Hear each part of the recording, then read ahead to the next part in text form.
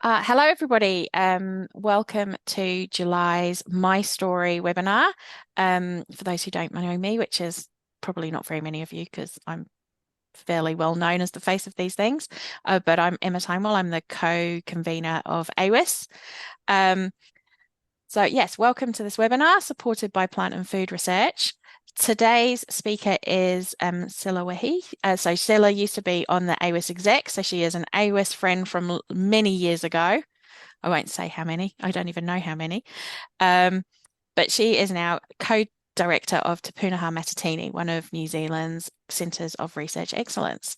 So I will say not very much more because Scylla's going to tell you all about herself. So Scylla, over to you. Thank you, Emma, and thank you for the opportunity of talking to all of you here. So, kia ora tātou.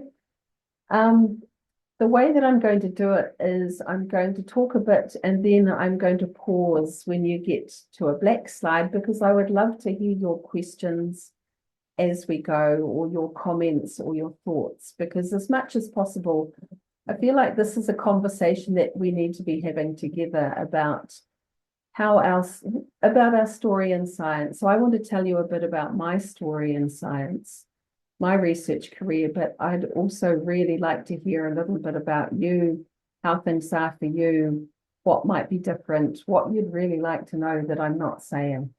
So where does the story start? Um, I'm going to say that a story starts at home, and I'm saying that very deliberately because it's a quote actually from Abby Smith, who's an amazing human being and a marine geologist here at the University of Otago. And she wrote a wonderful article that inspires me. And I'm going to give you the link for that later in the talk. So one of the things that I find in my story is that when things get difficult, it's people like Abby that really help remind me about why I'm still here. So what do we mean by home if the story starts at home? And I'm going to do that awful scientist thing and say it depends.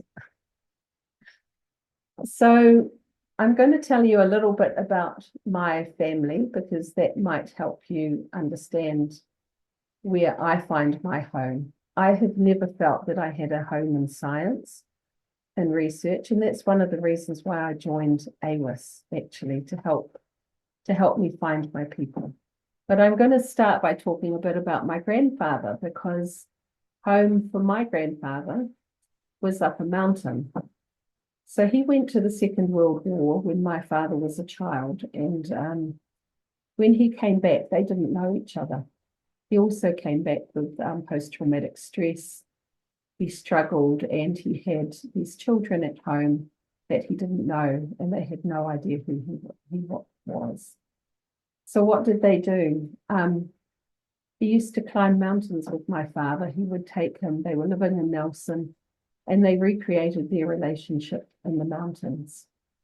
So the mountains around Nelson were their favourites. They walked up Mount Robert, Mount Arthur, through Kahurangi National Park. And so to this day, if I want to go and talk to my father, who's now died, I go to Kahurangi National Park and I go to some of the places that they went together. So I never went to those places with my father. He got too old and he couldn't walk, but I told him about the places that I'd been, where he had been.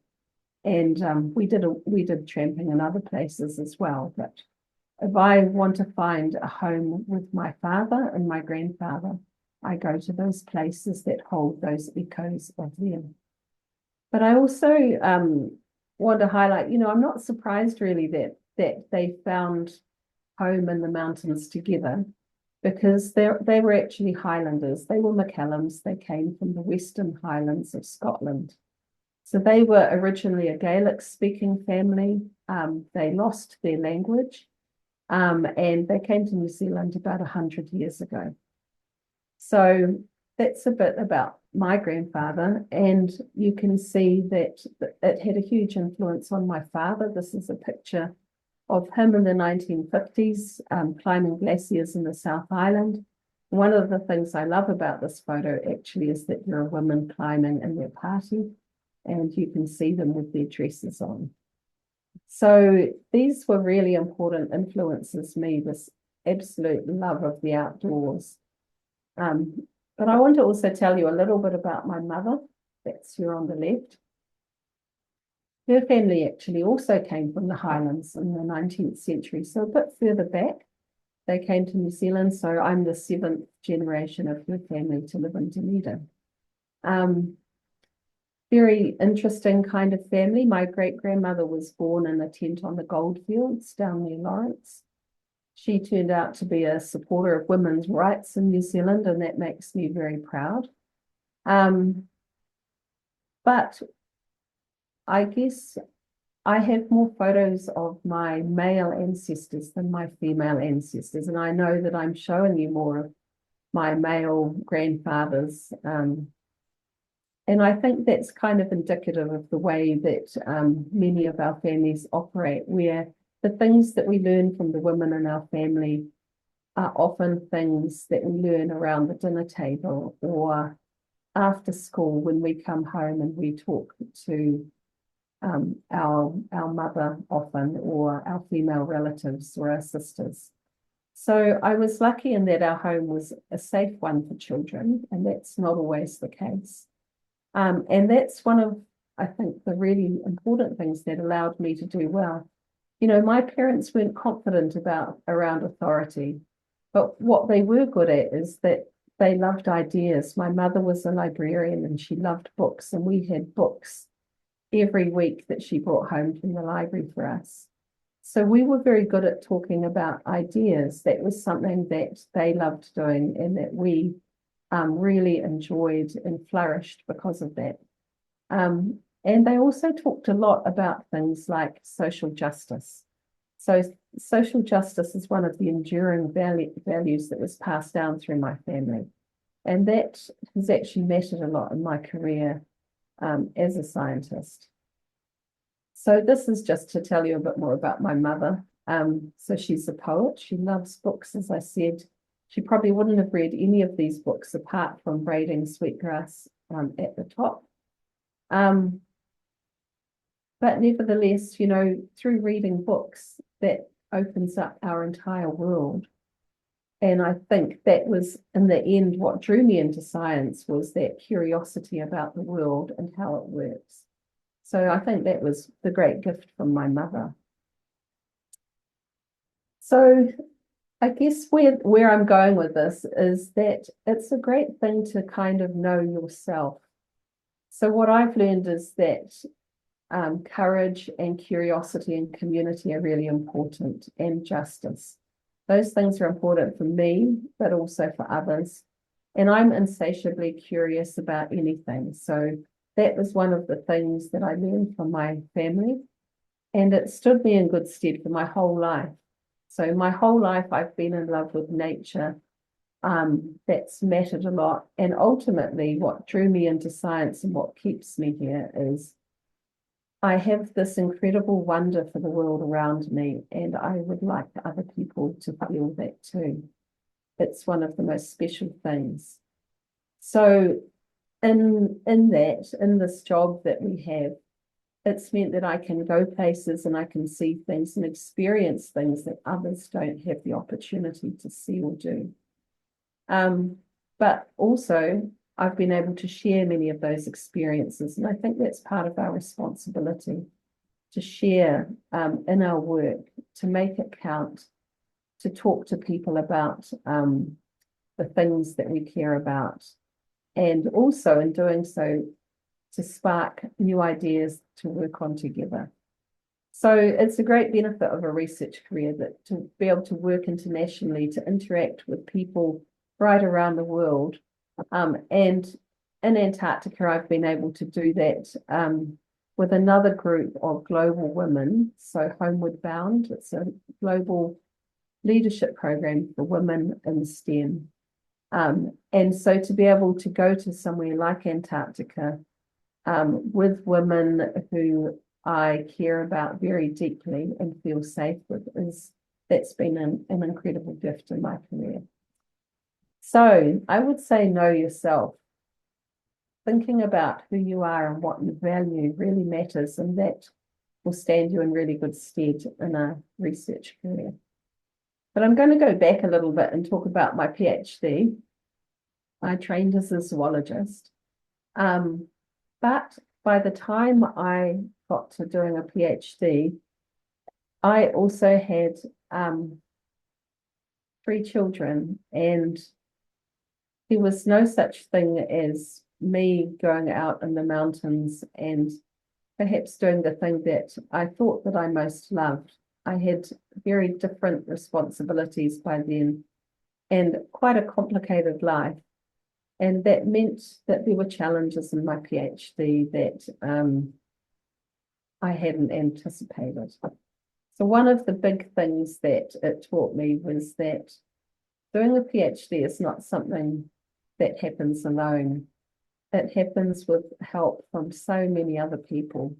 And I'm going to talk quite a lot about all of these little people as well as my partner, because they were all my first field assistants. And to this day, they're probably my best field assistants.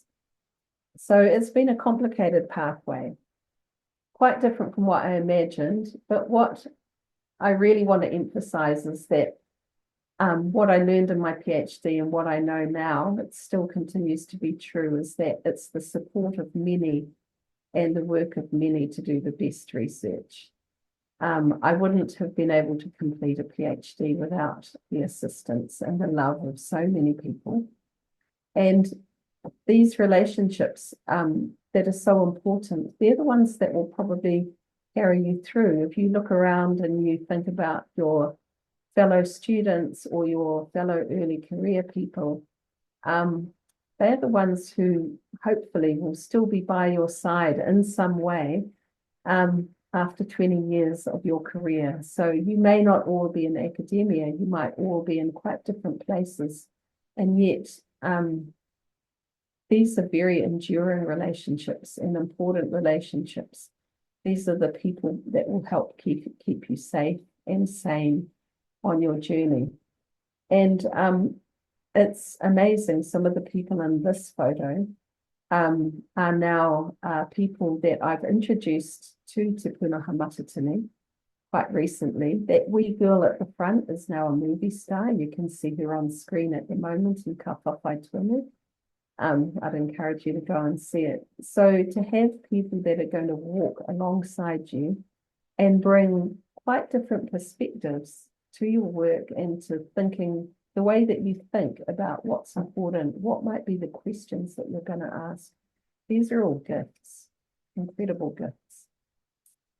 But briefly, so to go back to the PhD, this was not the one that I thought I was going to do. It wasn't the one that I planned to do. I wanted to be in the field and wild places in the mountains. And instead I was breastfeeding babies. But we were living in the Waikato at the time. And so I decided to delve into Māori management of harakeke, which is this plant you can see. It's called Phormium tenax. I was interested in weaving. I was doing a lot of weaving at the time, and we were living very close to my partner's family out at Aotearoa. So instead of doing this lone woman PhD that I aspired to do, instead I did a lot of work with people, with family. And, you know, as an introvert, I learned how to do a good interview eventually. So I did my PhD part-time over 5.5 years while I had these very small children. And here I'm out at Aotearoa at a weaving where we're dyeing waka using traditional methods. So again, it's through the grace of a whole lot of other people that I managed to actually find my way through a PhD. I should say as well, for those of you who think that everything goes well, it doesn't always go well. I changed my topic partway through. I suspended in the middle because I was overwhelmed with not being able to communicate with my supervisor and not feeling that I was in a comfortable department. But I think that many of these challenges are you can overcome them with good support.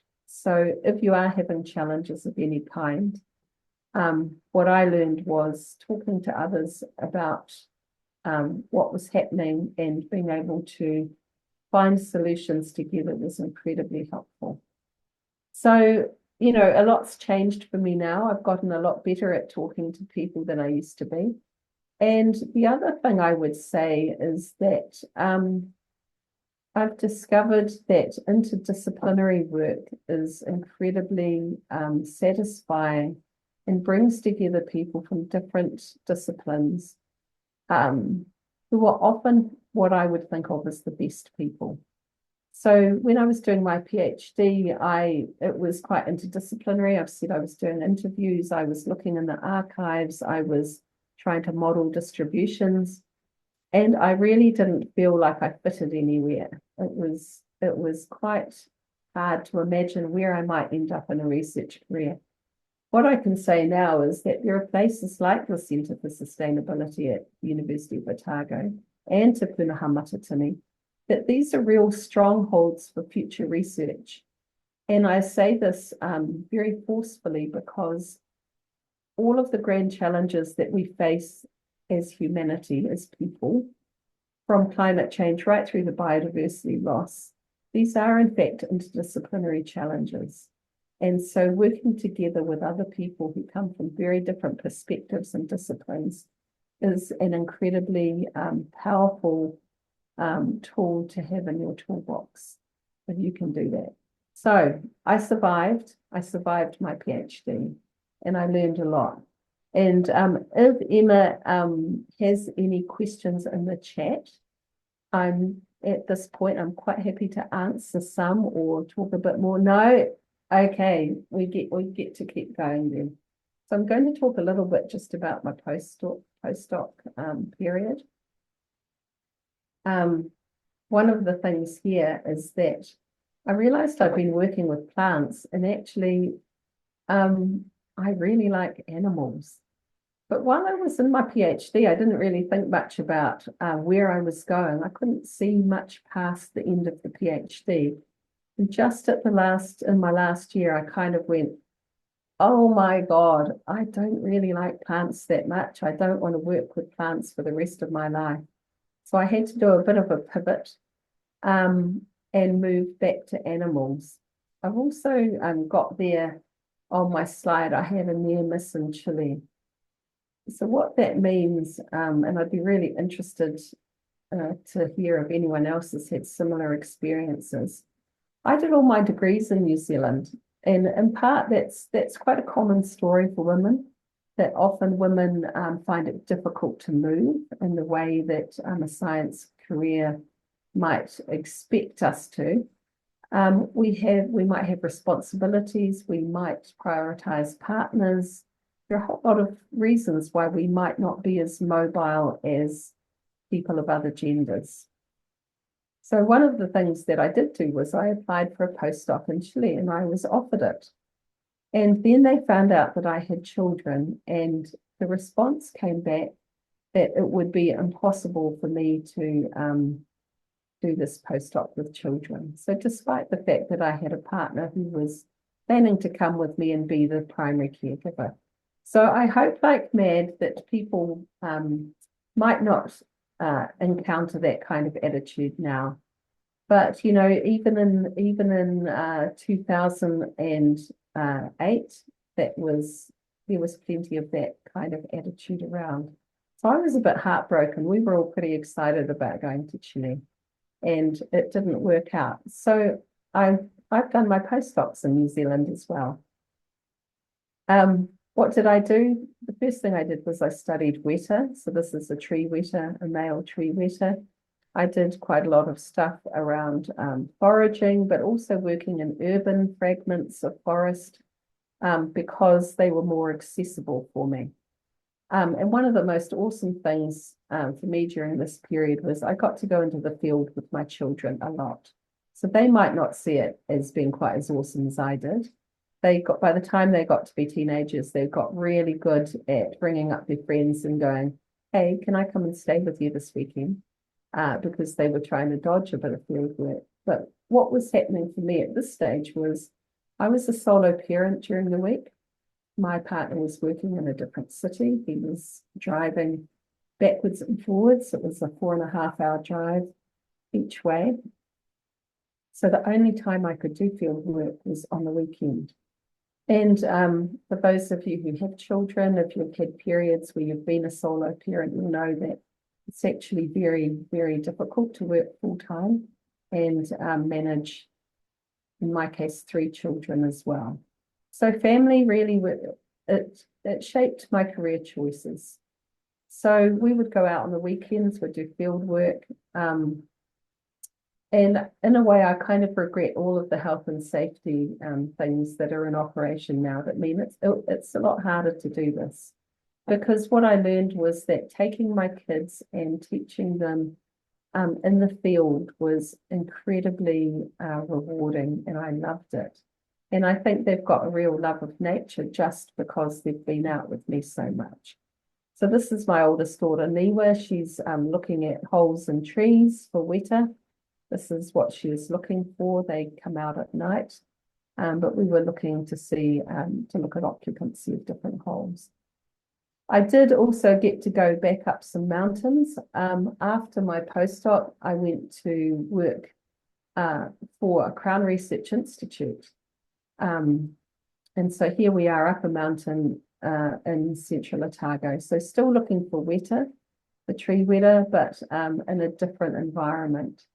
And do please feel free to ask me about working for a Crown Research Institute.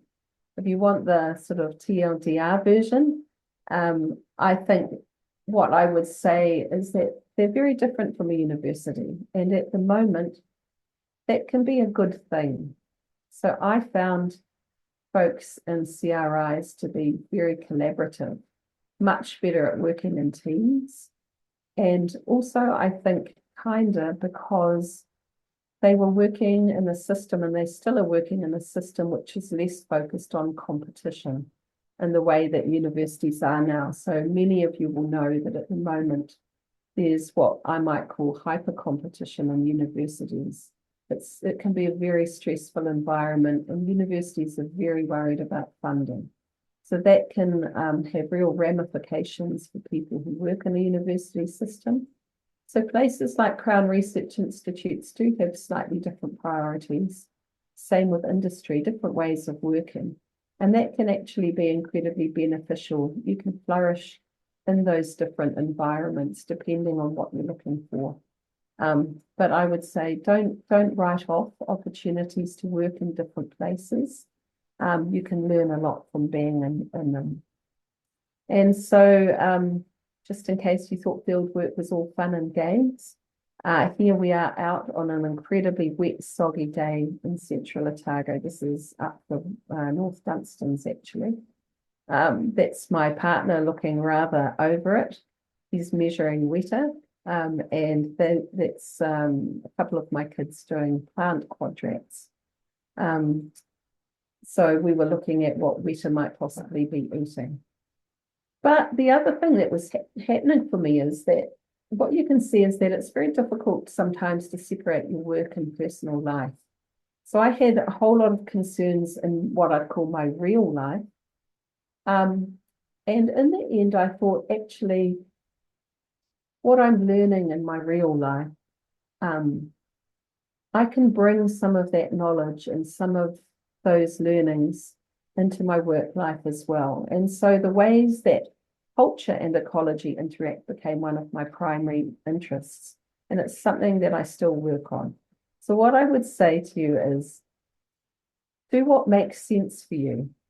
Even if at the start of your career, it might not be intuitive, but do what makes sense for you and what brings you joy. And so where that led me was it led me into collections and archives and places where ecology meets culture. And I'll talk a little bit more so you can see where I'm going with that. It took me into interdisciplinary spaces and in understanding what I'd call socio-ecological history, so that we can actually do a better job of forecasting the future or predicting what might work in the future. And so what did I do? I got into isotopes. So I moved away from ecology and into what we might think of more as biochemistry. So thinking about the different forms of different elements like carbon and nitrogen. And I got really interested in kahukuri, which are Māori cloaks that are made from dog skins, in order to understand more about the relationships between people and their animals. And so this is an example of a kuri. There's only a couple in existence. And I think in itself, that's hugely interesting for me because, you know, I've been to places like Te Papa or Vienna or some of the European museums, and they have drawer after drawer after drawer of kakapo or other native species. And yet here is a kuri, an animal that was brought by Māori to Aotearoa, New Zealand. And yet there are essentially no kuri anywhere left in any of our collections. There are like two. There's one scungy one at Te Papa and in this one. So I was kind of really interested that we have these biases in the way that we value the animals and the species around us.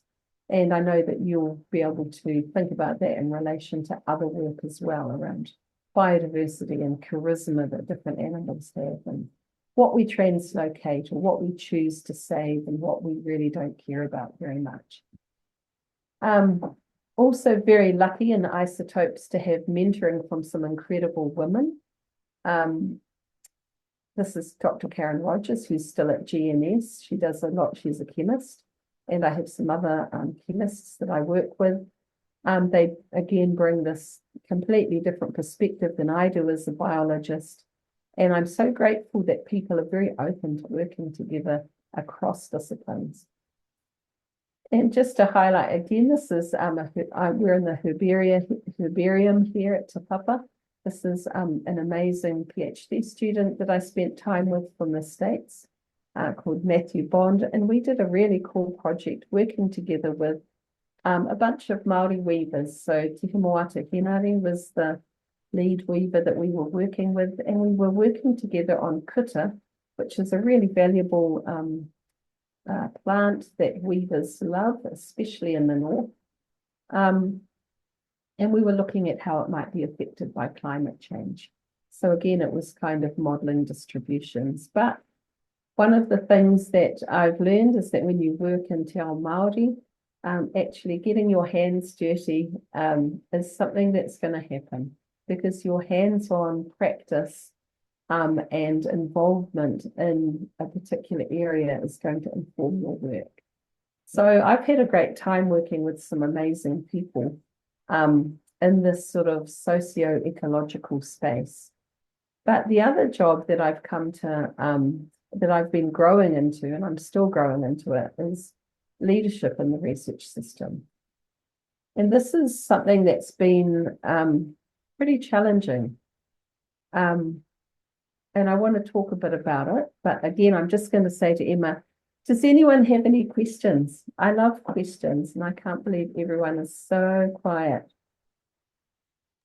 No, I think everybody's just listening intently. Okay. But Well, maybe I'll get some questions about this because I know, you know, many of us feel that the research system at the moment is pretty challenging. It feels broken. You know, I lost a postdoc because I had children. I didn't feel that I belonged. I still struggle actually to feel like I belong. Many of us suffer with imposter syndrome. We feel that we're not good enough. There's this intense competition that we have to deal with. And yet, you know, there's also the joy of research. So I feel that absolute joy when I'm thinking about the questions that interest me. So, you know, and also, I mean, quite frankly, I think we also really want to make a contribution, many of us, in this world which is in crisis. And if we leave because there's a broken research system, who is left? Are they the best people to actually be contributing towards solving these problems? And are they the best people to lead our response? So I think what we can say here is the research system at the moment is in this period of change. There's a lot of shit, and let's just lay that on the table. There is a lot of shit. It's difficult to find jobs. There's a lot of precarity. People's work is not valued in the way that we might wish that it was. There are so many challenges in this research system, but that does also mean that there's new opportunity. And so I think one of our challenges is taking the opportunities that we have and creating opportunity. We have a question. Awesome. Oh, I love this. Cool. So can you highlight the biggest changes between the research system now and at the beginning of your career?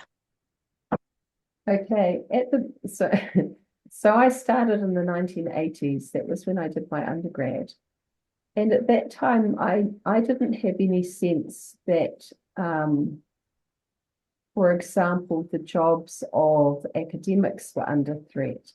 It felt, and I know it's true that when you're an undergrad, there are many things that you're not necessarily aware of, and the same when you're doing a PhD.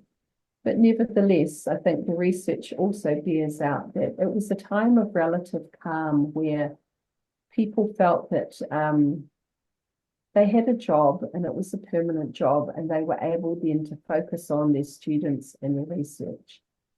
And I don't see that anymore. What I see now is I see a lot of people who are very anxious because we don't know that when our jobs are going to end. And I include myself still in this category. And it's very, very hard to do your best work if you feel overcome by anxiety or uncertainty. So I do see a lot more uncertainty in the research system. We're not sure about what's going to come next. Having said that, I'm hoping that this might be a low point that we're in, and that there might be opportunity around the corner. I know that there are some new funding opportunities coming through, especially for early to mid-career people. The other thing that I would say, and this is a personal thing actually, is that when I was in my 20s, I wasn't as bold as I wish I had been. And I wish that I had been bolder or more courageous, because I think that there were some opportunities there that I didn't take. I didn't leap into, because I allowed myself to be overcome by my fears of not being good enough. There were things that I didn't even apply for. And so I would encourage you to chance your arm, to give it a go, because it's that old thing. Nobody will know how good you are or what you have to offer if you don't put yourself forward. So that's really hard to do. But I would encourage you to do that, because I think it felt like a much safer community back then.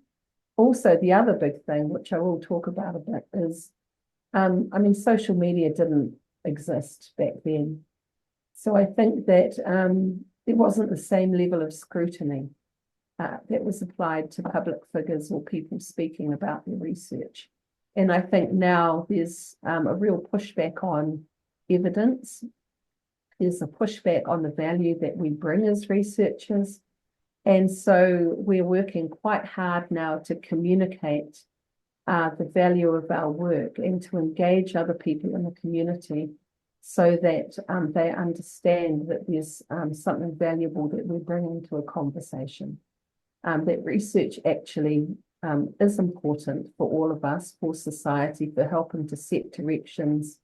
We want evidence-based policy. So I don't think that researchers back in the 80s or 90s had to work as hard or under the level of scrutiny that we do now.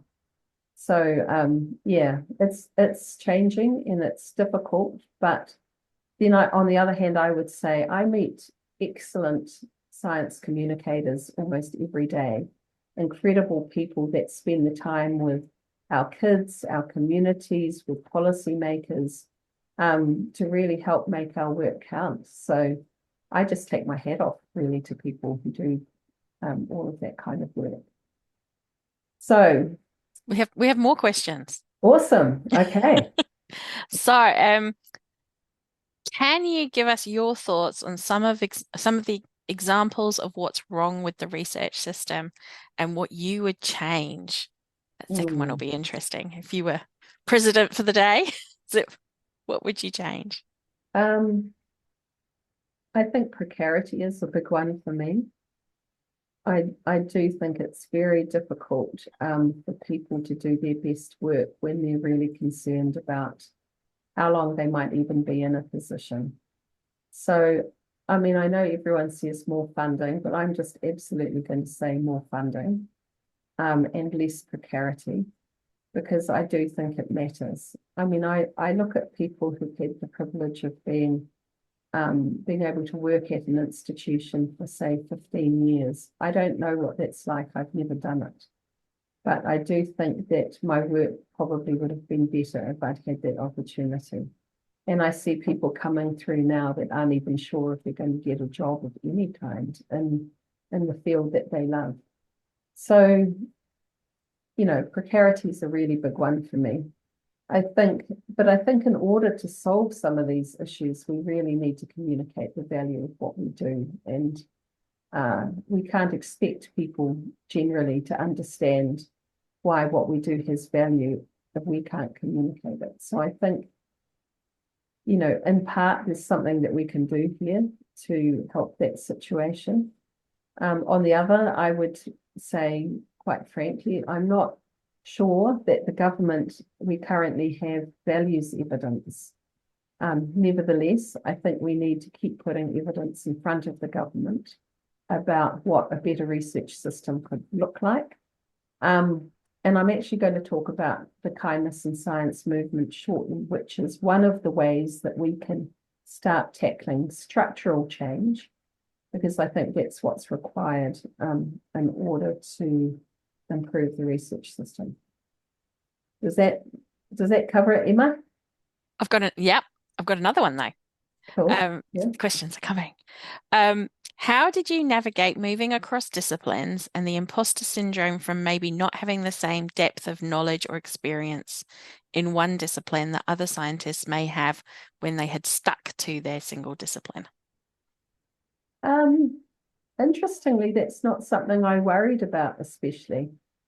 Um, I I guess I took a lot of direct hits as a scientist. So I had senior colleagues who said things to me like, "You're not very good at statistics. Why don't you just stick to whatever it was that I were doing?" They were very frank and forthright in their views, despite the fact that they knew nothing. I had other senior colleagues who told me that I was a burden to the company. And these are actually very nice people, but clearly people who speak before they think. And they don't think about the impact that those kinds of words might have on somebody. So actually, one of the things that I learned was that I really wanted to work with people that I liked. And because I was curious, what happened was that we would start talking about our work and we would find things that we had in common. So if I think about my long-term collaborator, Hemi Whanga, we got together because we were sharing a room during our PhD. He was my roommate. He does linguistics and I do biodiversity ecology. So actually we had no idea what we were talking about. But we got together, we used to chat. We decided that there was some work that we wanted to do together because we liked each other and we found something in common. And so it wasn't about me not knowing anything about linguistics, I don't. And it wasn't about him not understanding about ecology because he doesn't. It was about us co-creating a space where we could both bring our expertise together and try and work together in respectful ways. And it was really fun. So I would just say, don't worry about what you know or you don't know. Actually, science is a journey. There's always stuff that we don't know. There's more stuff that I don't know in the world than what I do know. So I'm just not going to worry about that. I'm just going to roll with it. And if I'm working with great people, actually, there's always going to be stuff that none of us knows. And we're going to go and find out. One of us is going to put up our hand and say, okay, I think that bit sounds like me. I'm going to go away and see what I can find out and plan that bit of the work. So it doesn't have to be me all the time because I'm collaborating with great people. And so they're going to do their bit and I'm going to do my bit. And I love the way that that works together. So Hemi and I are still collaborating after 25 years, more or less. You know, so these are great relationships. And they're built on trust and they're built on respect. And that's where I would say, I think, don't work with shitheads, just to be really frank. There are too many great scientists out there that are wonderful people. Go and work with them. I hope that answers it. I think that's a rule for life, generally. Okay, so leadership, living your best life. Hopefully those comments feed into this. So leadership, again, is about understanding who you are and the values that you have that really matter, because they will matter in your leadership. And if you want to get your leadership to work, you need to be thinking about, what are your expectations?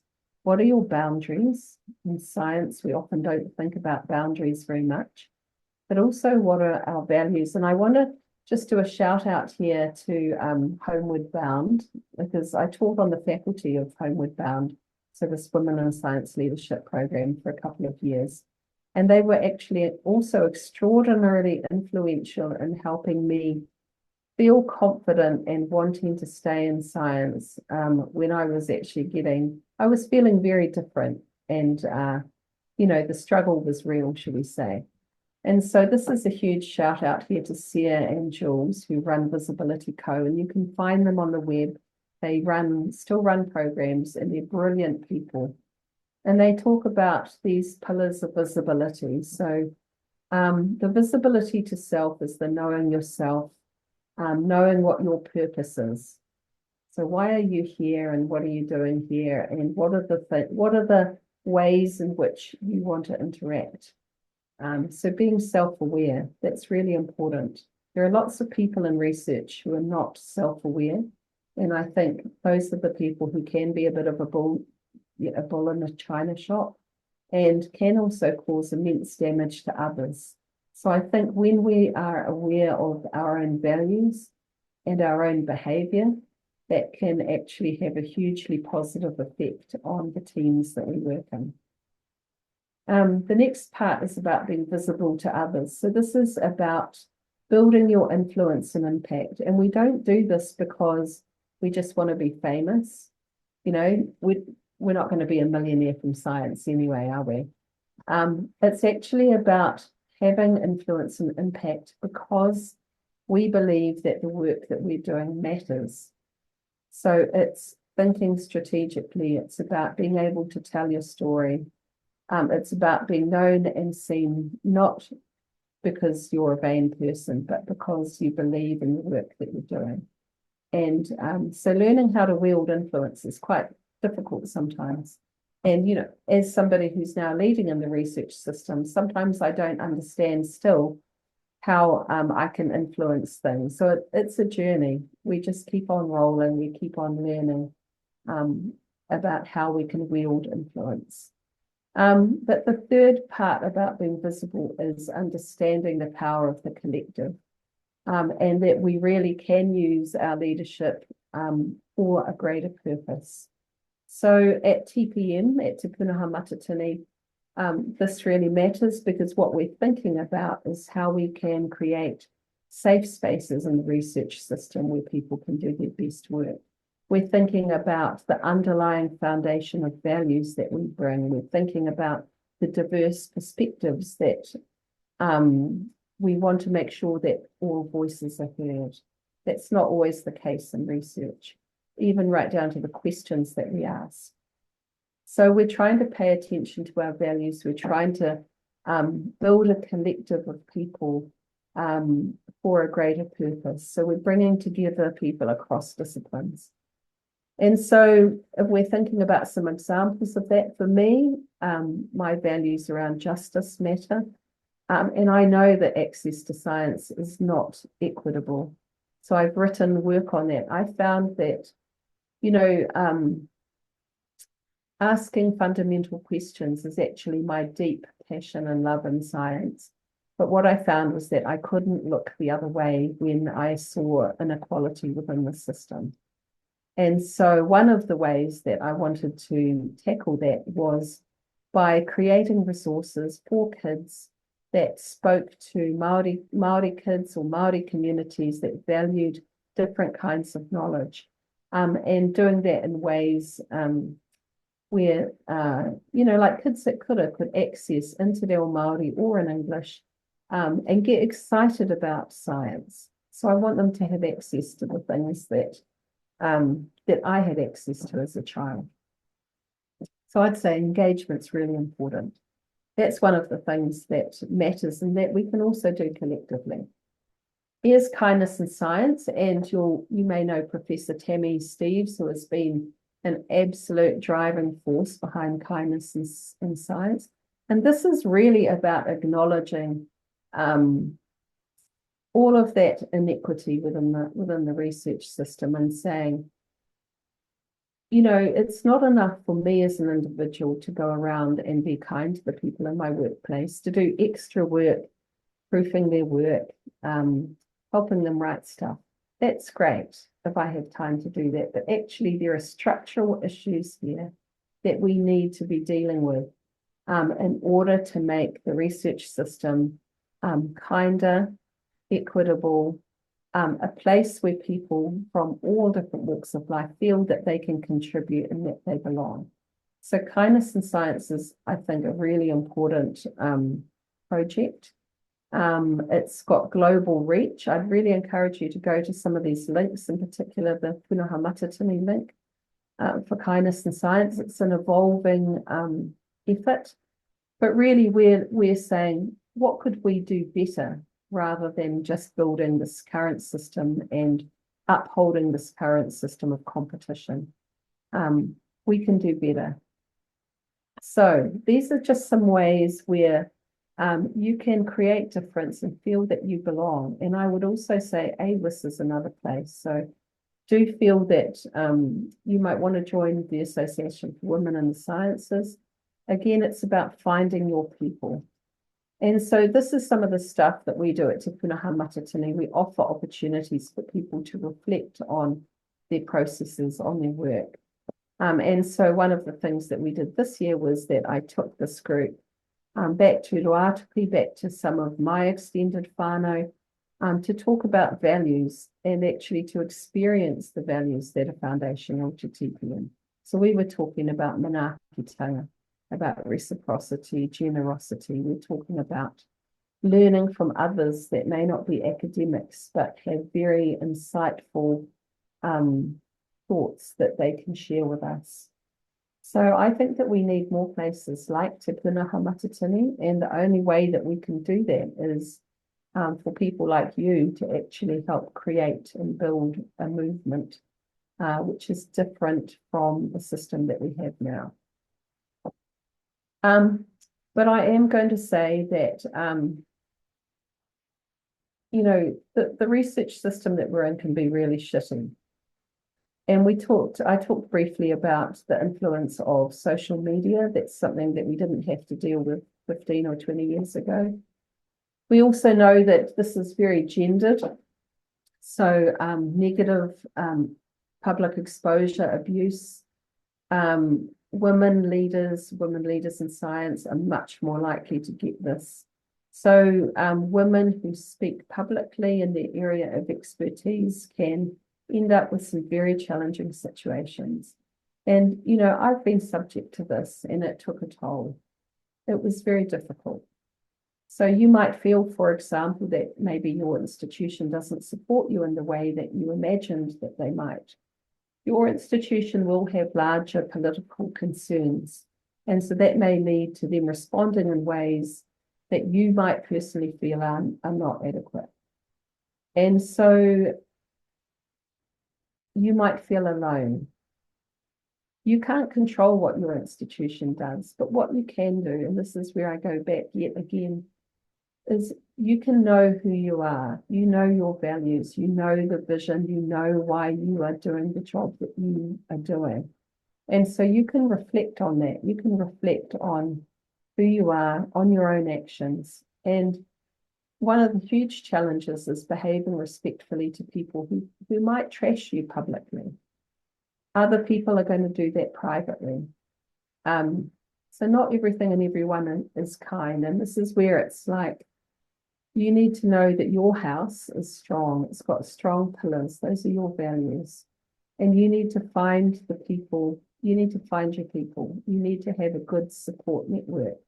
And so these might be people from 20 years ago. They might be more recent people who share your values. But find your people, because that is what is going to help you in these really difficult situations. So burnout is another one. We often hear people talking about burnout as an individual problem. I would actually argue that it's also a structural problem, and that there are things in the research system that support people being burned out. So find your people and find ways that you can act collectively to change the structural issues that surround these kinds of things. So I've discovered that leadership does actually bring a lot of rubbish with it. So don't let that put you off necessarily, but just build your networks. Find an organization that you really want to lead, that you feel really well aligned with. So I feel incredibly lucky, that I can lead Te Pūnaha Matatini, which is 78 investigators and hundreds of emerging researchers who have all stood up and said, actually, our values matter to us, equality matters to us, communicating matters to us. And so it's an incredibly powerful group. And that's what has held me up through some very difficult times. So remember that people that talk shit, they actually want to isolate you. And we might not want to expose our haki-hakis to the world. It's very hard to say publicly, actually, I'm not coping, this is really difficult. But I think that that's a really important first step to share with people that you trust and love, because we can learn from that generosity, their generosity and care, and that will help us find ways forward. And so just a couple of last bits of advice. The system can feel like it's going to break you sometimes, and we need to make sure that it doesn't happen.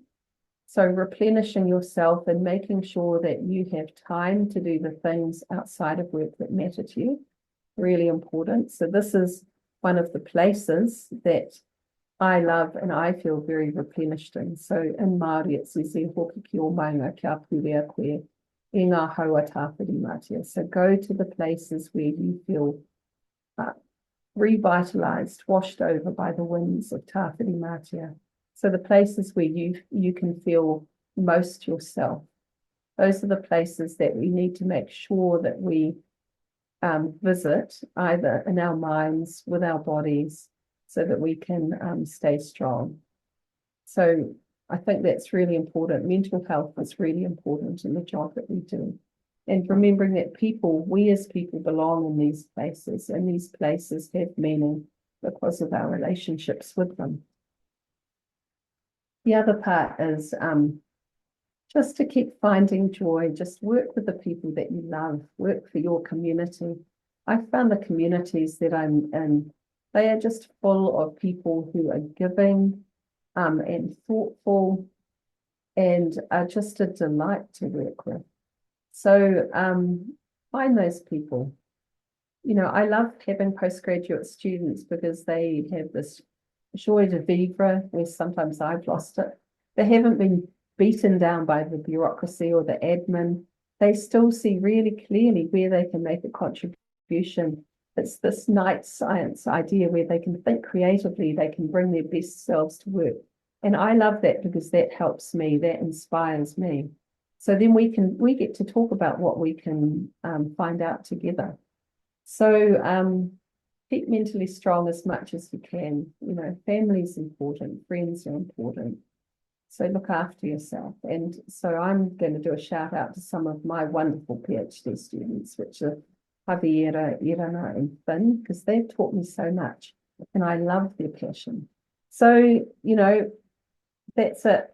This is it in a nutshell, basically. Be brave, be courageous, Kamaya. That's something that I try and do because I'm not always very good at it. Be curious, you know, don't kind of get bogged down if you can avoid it. Keep being curious because the world is the most incredible place. And we can make a contribution, every one of us. So be kind, work with good people.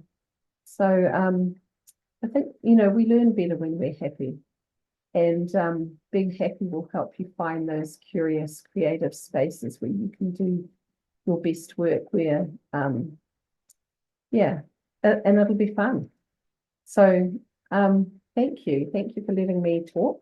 And if there are any more questions, I'm very happy to stay on and answer them. We haven't got any questions in the chat, so we might finish off, but we can hang around afterwards. But for anyone who has to leave, we will finish here. So I'll finish, but we won't finish, if that makes sense. But thank you, Cilla. We were all very engrossed, which is why I think you didn't get many questions as we went through.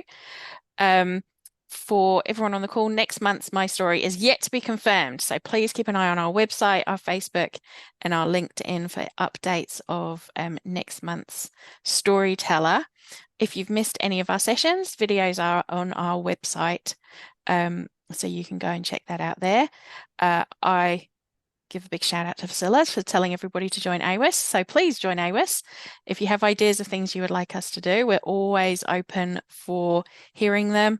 Our AGM is on the 26th of July. If anybody wants to come along to that and put their thoughts into the pot, all the details are on the website. So I would just like to say thank you to Plant and Food Research for their support of this series, and thank you to everyone for coming. So for those who need to leave, please leave. And for those who would like to stay, please stay. But I might stop the recording.